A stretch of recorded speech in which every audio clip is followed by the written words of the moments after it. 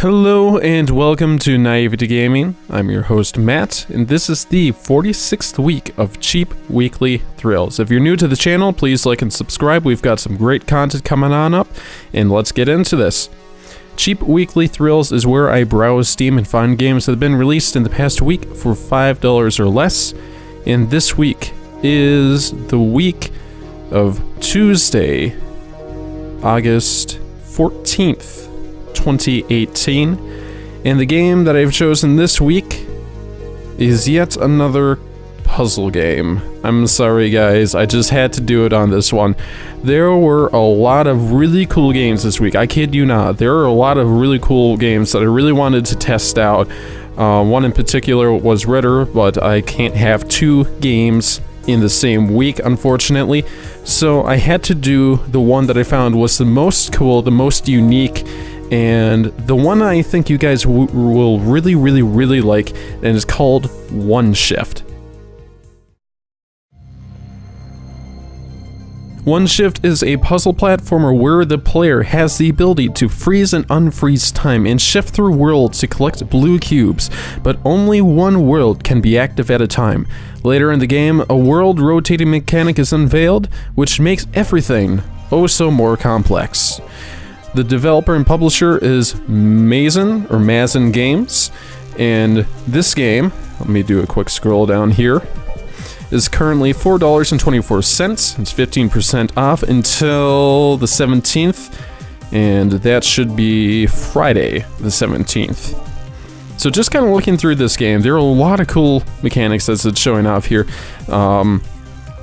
We're being able to basically pick which dimension you're in, and so far I've had a lot of fun with this game, and I think you guys will too. Or you can choose and play as different characters. I've definitely not gotten to the point where there's moving platforms, so that will be very interesting when we get there. But yeah, I will open up this game and let's get into it. Hello and welcome to OneShift, a very unique time traveler's platforming game. And already it's very minimalistic, and I like the sense of that. So going through, I've changed the control setup just a little bit, where I thought it was a little bit weird to try doing everything with one hand on the left hand, where the movement was with the WASD keys, and then reaching back for the left control and the left shift, and then a couple of other keys in there was a little bit awkward, so I changed those to the arrow keys. That's just the one thing that I wanted to point out. This game has got quite a few options here. Let me futz around with a couple. Yes, I wanted that one. Alright, let's start this again. So I had a minute problem with adjusting the settings after I started recording, and that didn't work out very well. So now apparently there's a skip every once in a while, which makes the gameplay experience slightly annoying because everything worked out perfectly before, so I'm trying to figure out why suddenly there's a skip going on. But regardless, so you can jump, use your keys, arrow keys, as I've set it to move around, and then you can collect these blue cubes. So we're on to level 2, technically 3. But here's where the interesting thing comes in. So we've got these different worlds here. So I'll choose the second world.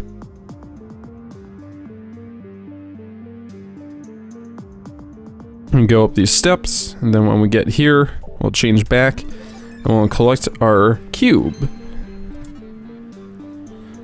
So this game, in my mind, is really cool in the aspect of being able to change, as they're considering it time. I'm thinking it's more like dimension, but you know, technicalities here. This is where the thing starts getting slightly tricky though, where you have to jump up, freeze time in midair, and then switch your dimension. So we're going on to level 4 now. We're making some great progress.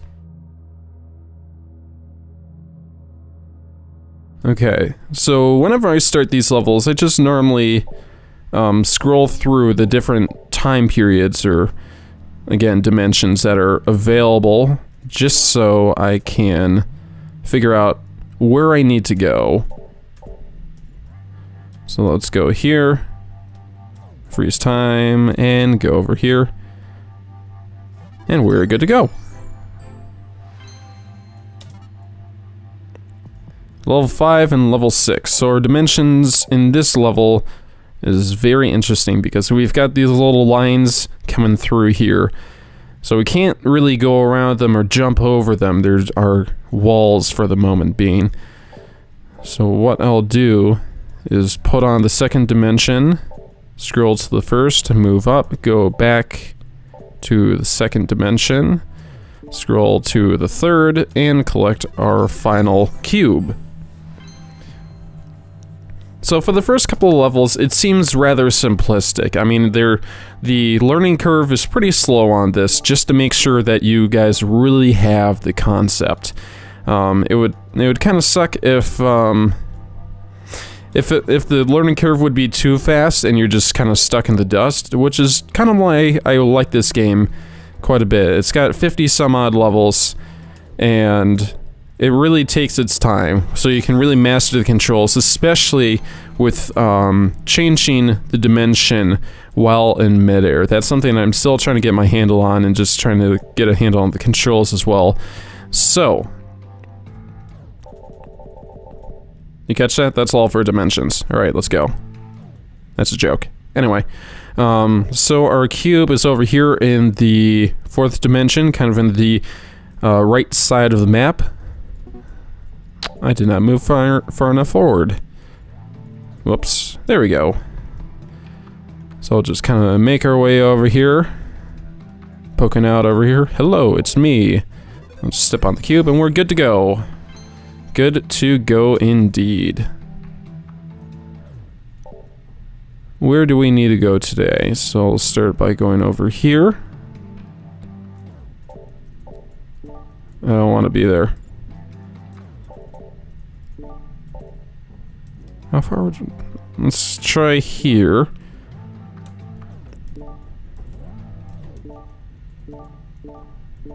Okay, that's just not a great place to be in general. Nor is that spot, so I'll try here.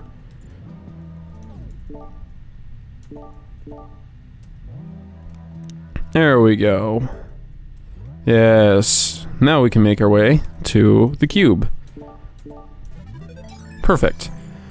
So a lot of this is just kind of switching dimensions and trying out which one, and it's experimenting, trying to figure out, okay, so if I can go to this hole down here, then maybe I can switch to the first one again, first dimension, and then we can move on from there. So I want to go here, actually here. So I think I want to go actually here as well. Maybe here? Gonna try that area. No. No. Where's the cube? Oh, the cube's over there. Ah, there we go. Took us long enough. Play a couple more levels for you guys, just so you can see. Yes, the next mechanic, the jump pads. So let us move forward to go against this wall here. And then we'll try going on this jump pad, which is exactly what you would expect a jump pad to do. It's just kind of launch you up in the air. So this map, I actually believe, has 2 end goals, 2 cubes to collect. So let me put myself right about here. No, not far enough forward. There we go, and I'll quickly, actually slowly make our way there, so I don't fall off and have to go back a couple steps. So, our goal is in the third dimension. It's kind of high up on a stick there. We've got a jump pad, which is floating in midair, and we've got our platform there. So I'm going to go around here. Go here. Flip back to the first. And make our way up to that wall, if I can actually get there. There we go.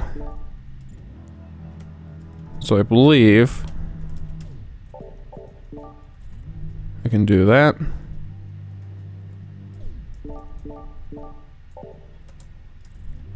So I want to be right underneath this guy.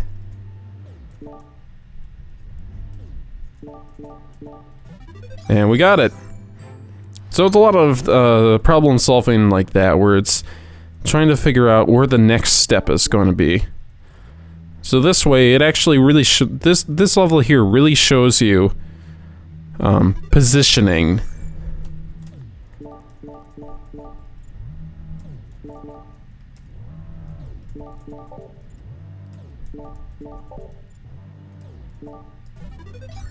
So if you really move around on that first level, that first spot all the way down, then it's going to ruin up the positioning to grab the very top blue cube.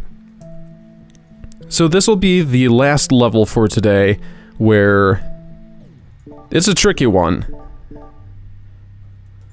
Primarily because the map itself is not large enough for what the developers want to be achieved.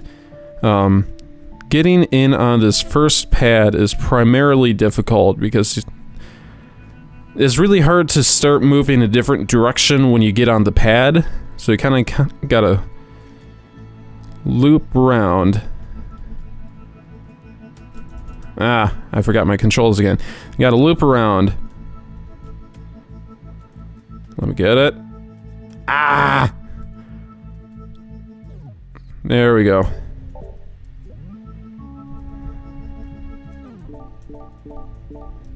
I wanted this one, so let's try to do the same thing the other direction. Okay. So here's the tricky one.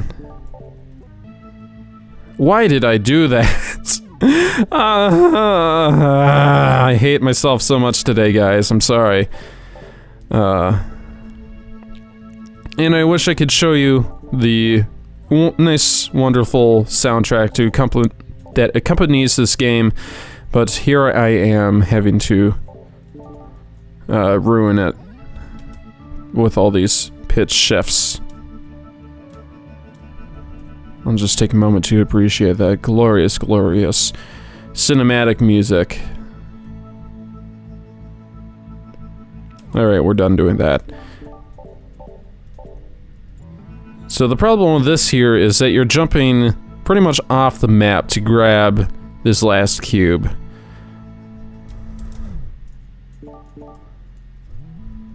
Okay. And we're done. Level 13.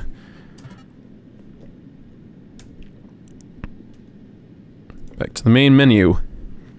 So that was OneShift by Mazen Games, and I really appreciate a lot of things that are going on in this game. The intuitive menu, the wonderful soundtrack and sound design, amazing gameplay mechanics, the ability to change the controls to see fit for your type of play style, and it's just a really unique gameplay mechanic of being able to switch through worlds to, you know, find the right path. I'm sure it's been done before, but I just love how this game does it. So that was OneShift as our 46th week of cheap weekly thrills. If you like this content, make sure to like and subscribe. We could always use some more subscribers around here. And if you are an indie developer that is releasing a brand new game very soon, please let me know at matt@theextraneouszone.com. I'd love to get in contact with you and potentially review your game. So again, my email is at matt@theextraneouszone.com.